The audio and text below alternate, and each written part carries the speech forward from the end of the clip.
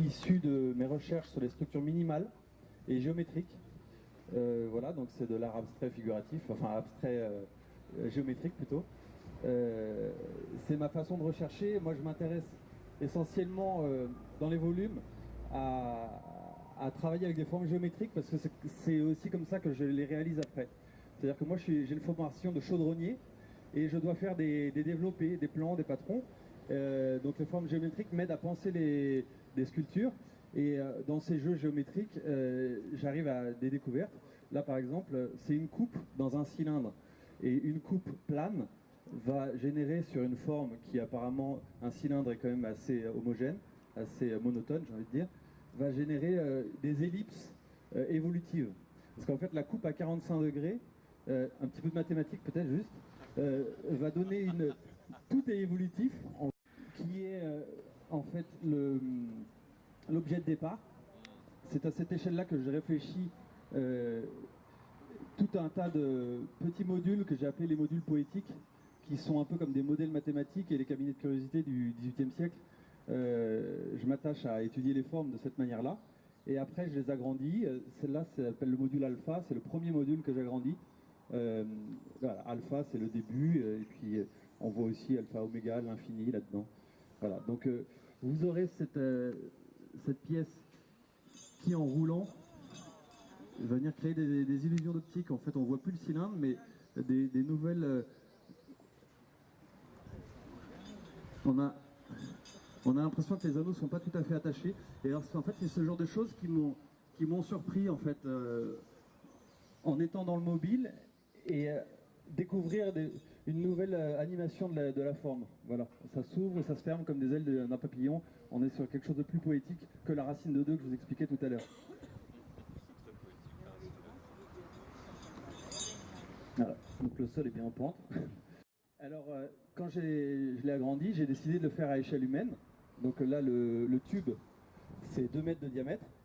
C'est pour qu'un homme puisse rentrer dedans, donc un peu comme l'homme de Vitruve de Léonard de Vinci.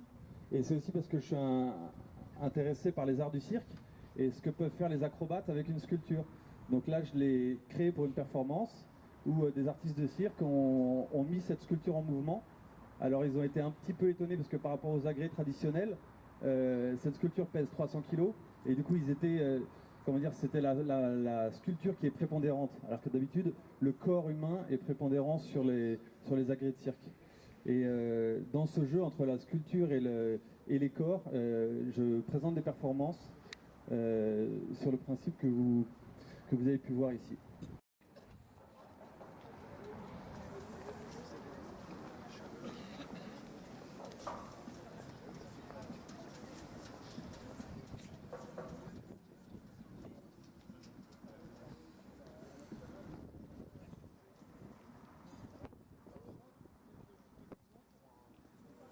Roulant pour les mots de la modèle.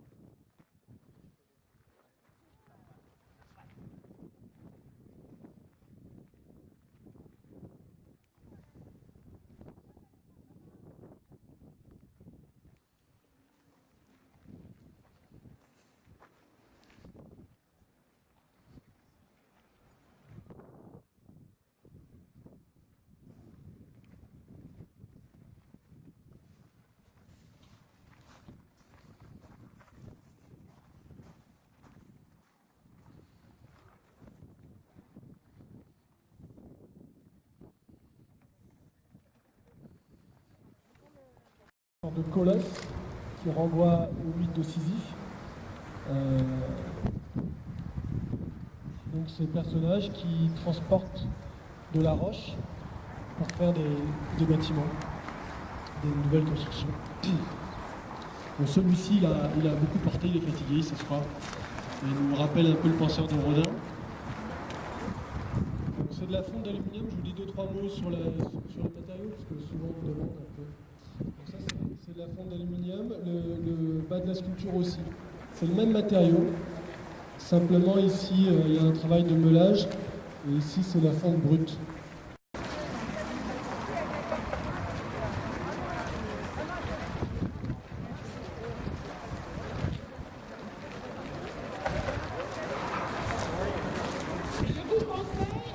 De prendre du recul jusqu'à la grille parce que vous avez une perspective entre les deux sculptures et la cathédrale qui est absolument super.